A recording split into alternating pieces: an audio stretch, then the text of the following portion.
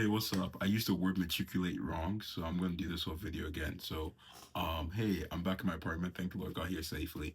My plan is because school doesn't start until like 2 days or so, like the day after to tomorrow, right? So my plan was to come in early so I can phase in back into my original system, improved as well, rather than like coming back, cleaning my apartment, getting some work done, and then next day I have my classes. So that was the plan. So, phasing in. Anyways, I don't want to talk about that today. I was more so focusing on yesterday how I talked about my research paper that I'm working on for Graham, which is an ICLR. How that's different from the GAN geometry informed neural network paper. So what I actually want to talk about today is some improvements I've made with the work I'm doing right now. Originally, I was running into an issue where I was training the model from scratch for some reason, and it was not generating any shapes. It was like the shapes had no volume, so it was just like empty, right? So that's what I want. I want to be able to create a latent space, a continuous latent space where all shapes are valid given, based on given constraints, right? So I wanted to be able to do that. But if there's no shapes, then you know what I'm saying? So like it's not working. So another issue I was also having was that the model, the training was going really, really slow. I just assumed that's how it should go, but it was still an issue. So what I did to counteract those or deal with it is first I reached out to the authors of the paper. I actually only reached out to one. The DM wasn't open, so I just like responded to a public tweet about the paper. The GIM paper. They responded. They gave me some advice on what might be the case. I didn't end up having to use the advice yet. Because what I realized was that I was training from scratch. I think that was probably the reason. I was just like, I think training from scratch. So it's like about like 3,000 epochs, right? So I think that was the issue there. Maybe I'm wrong. So I just decided to just fine tune the pre-existing model to see if that works, and it was working. So right now, just fine tuning the pre-existing model has been able to mostly satisfy the constraints. So hopefully that's the case moving forward. So I'm going to continue taking that approach. In addition, when it comes to the training, why I found this out, for some reason I was training on my CPU, not my GPU. GPU just for this case, the training works faster, right? So found that out through using Claude, and it's like, oh yeah, you're using your CPU, not your GPU, which I was really confused on because the reason was 'cause I had a deprecated version of PyTorch or something, and I was really confused. 'Cause I've used like the most up to date one, but I think I ran into an issue prior. I had to go back to the old version of a bunch of modules or so. I had to go to back to the old version of a bunch of stuff. So I think maybe that's why, but that's working out. So the training is like double the speed and it's generating shapes. So right now it's in a really good space. I want to say I'm about halfway through my roadmap. I think right now I've been testing or I've been working on the connectivity constraint to see how that affects the model.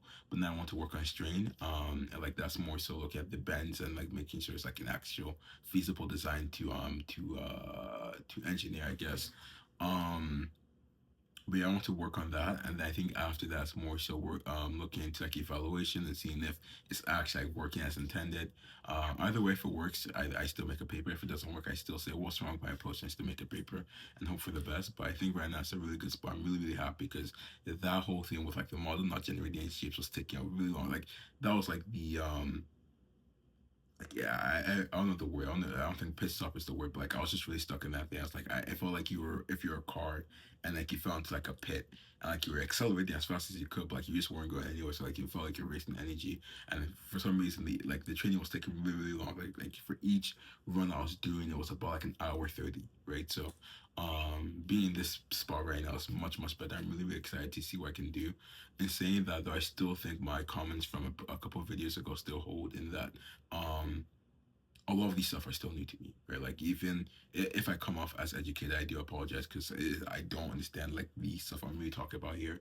So it's like I'm learning, like I'm still working to understand the original paper, the original Gen paper or Gen, I don't care. I'm still working to understand that paper, but I'm also extending the paper. So it's like it is to be frank, it is very much AI assisted coding with like a lot of it having to understand like a more so the architectural choices are made by me, because sometimes like Claude just goes into like these rabbit holes, right? And it's like, okay, I just wasted a bunch of time. There's a lot of times I have to like take a step back, look at everything, understand why the authors did this, and understand why they did this, and say, okay, we have to go into this direction, this direction. So that's still very much human centered. Like that, I'm still adding some value to this whole project, but I do want to make sure I fully understand what I'm doing. Not just because it's like, okay, it's going to improve the work and make me work much faster, but it's like, okay, if this paper does get accepted to the short paper tracking grant, I'm gonna have to present it. I want to make sure I understand like every nook and cranny to the best of my ability, so I don't just come off as someone who was just like, okay, I'm putting around with some tools. I don't think it would work if like you couldn't be like a 5 year old and just use Claude and then try and do this thing right now, because I'm not even sure if it'll work. So I do think, even though I'm doubting my contribution to this work right now, I do think I've added something of value. As to what that is, I really don't know. I'm still figuring that out myself. But I do think as it goes, I really do hope to have a much more intentional approach to this work, instead of just like, okay, seeing what doesn't work and try and error, but more so like, okay, I understand why this would work and this is how we're going to take this approach, right? Like I want to be much more educated in that sense. So after this video, what I'm probably gonna do, I'm gonna take a shower because I smell of bleach and it's so bad. It's like I've been cleaning like everywhere right now. But I'm gonna take a bath. I'm gonna print the research paper, because I have a printer that can print. The apartment printer it doesn't cost money to print black and white, so I'm gonna print that paper because it's much easier to navigate a research paper physically than digitally. And then after that, eat some rice and stew, and then get back to work. So that's really the plan. I'm really excited. Hopefully it goes well. Besides that, though, I have nothing else to say. So have a great day.